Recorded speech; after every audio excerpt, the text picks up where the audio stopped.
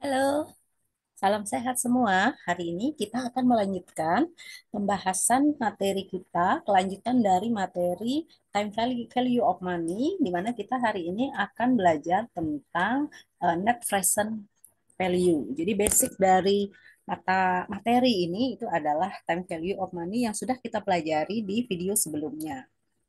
Nah, net present value itu sendiri merupakan suatu cara atau metode ya untuk menilai kelayakan suatu investasi dengan cara mengukur selisih antara nilai sekarang dari arus kas yang masuk dengan arus kas keluar dari sebuah proyek. Jadi definisinya itu mengikuti kalimatnya dia yaitu ada kata net.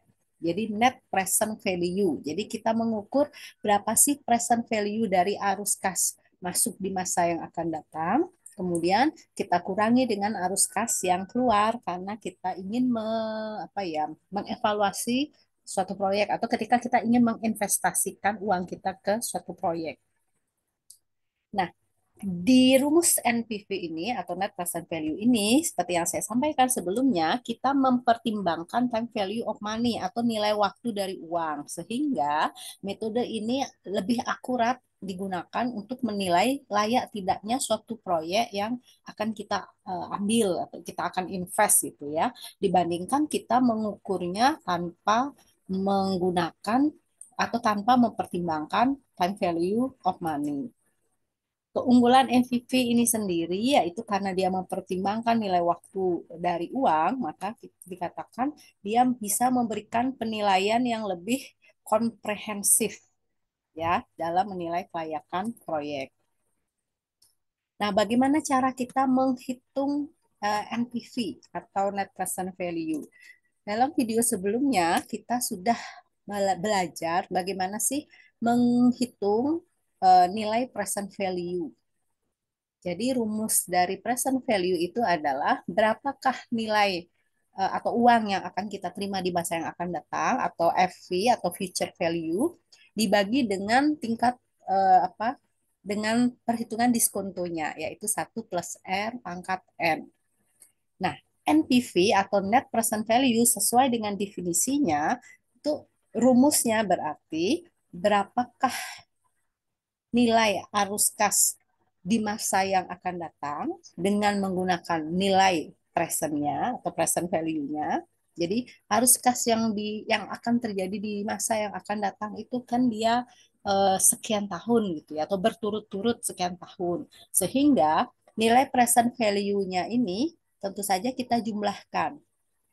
Misalnya kalau dia 5 tahun, maka tahun pertama, tahun kedua, tiga, empat, sampai tahun kelima itu kita jumlahkan nilai present value-nya. Sehingga di sini ada simbol sigma atau jumlah gitu ya.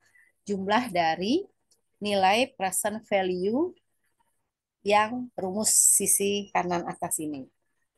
Kemudian, karena ini net present value, kita harus selisihkan atau kita kurangi dia dengan uang yang kita keluarkan. Jadi investasi awal yang kita keluarkan itu berapa? Di sini disimbolkan dengan I0, investment di tahun ke-0 atau yang awal gitu ya.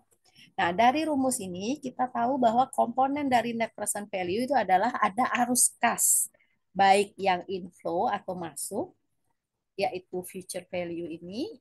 Kemudian ada juga arus kas yang keluar, outflow, yaitu yang I0 ini.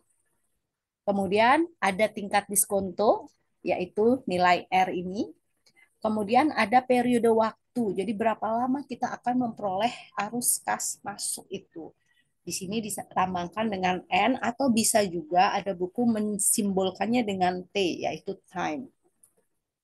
Nah, cara menginterpretasikan NPV karena ini adalah selisih present value membandingkan uang yang akan kita terima atau yang akan masuk dibandingkan dengan uang yang kita sudah keluarkan, maka nilai NPV yang bagus itu adalah jika nilainya positif.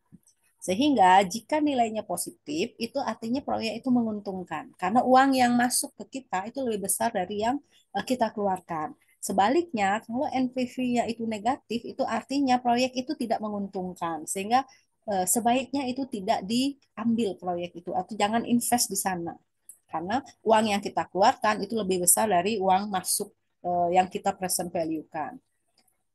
Nah, menghitung NPV seperti halnya yang saya sampaikan ketika di video time value of money juga bisa menggunakan tabel diskonto. Jadi, rumusnya sama saja sebenarnya ya, tetapi di sini kita kurangi dengan I0. Jadi nilai NPV sama dengan, jadi ini adalah present value yang anuitas, yaitu arus kasnya berapa setiap tahun, dikalikan dengan faktor diskontonya. Jadi nilai R-nya berapa, time-nya atau N-nya berapa tahun. Jadi nilai dari faktor diskonto ini kita ambil dari tabel present value of annuity atau anuitas.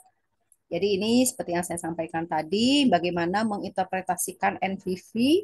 Kalau dia nol itu artinya masuk dengan keluarnya sama alias impas ya. Kita sudah belajar tentang titik impas atau break even point. Kemudian kalau dia lebih besar dari nol maka itu bagus bagi perusahaan. Jadi nilai perusahaan akan meningkat jika dia melakukan investasi tertentu karena menguntungkan. Kalau NPV-nya nol maka investasi itu sebaiknya jangan diambil karena itu merugikan. Jadi ini tampilan lain gitu, bagaimana menginterpretasikan hasil dari net present value.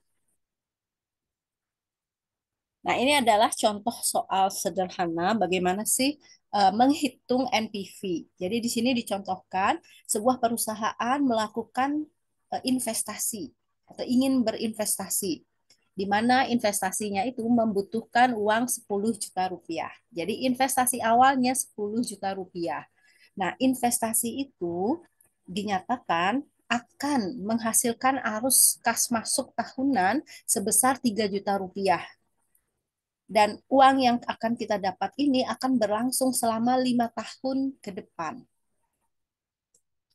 Nah, tingkat diskonto itu adalah 8%. Jadi sekali lagi tingkat diskontonya ini adalah 8%. Jadi dari angka-angka ini kita sekarang akan mencoba belajar bagaimana cara menghitung NPV-nya. Yang pertama kita akan coba menghitung dengan cara manual. Jadi tanpa tabel diskonto gitu ya. Jadi NPV dihitung dengan cara mengurangi nilai sekarang arus kas tahunan yang dijumlahkan. Jadi tadi ada simbol sigma itu ya. Kemudian dikurangi investasi awal dari uang yang akan kita investkan.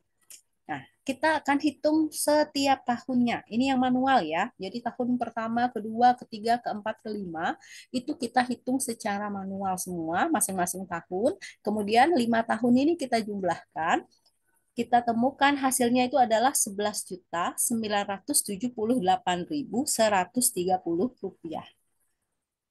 Jadi ini adalah jumlah dari arus kas masuk yang akan diterima dengan nilai sekarangnya. Jadi present value of anuitasnya. Nah, sekarang nilai 11.978.130 ini kita kurangi dengan investasi awalnya yaitu yang 10 juta rupiah tadi. Ini maaf ya, jutanya kok ada nyasar di sini ya. Jadi ini tidak ada ya. Jadi net present value-nya adalah positif 1.978.130 rupiah.